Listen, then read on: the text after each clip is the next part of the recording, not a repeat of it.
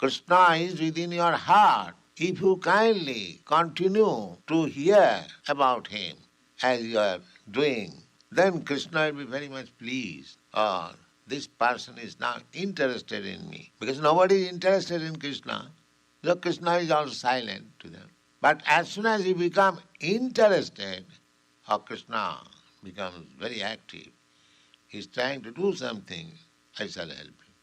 In the Bhagavad Gītā it is said, Tesam satata satajuktanam bhajatang priti purvakam buddhijogam dadamitam, Krishna says. He is silent for the non-devotees, but he speaks to the devotees. That is very natural. If some big man, talks with men who are intelligent, who is business-like, why he wastes his time talking with some rascals and fools? So Krishna talks, but talks to the devotee. Devotee, satajuktam.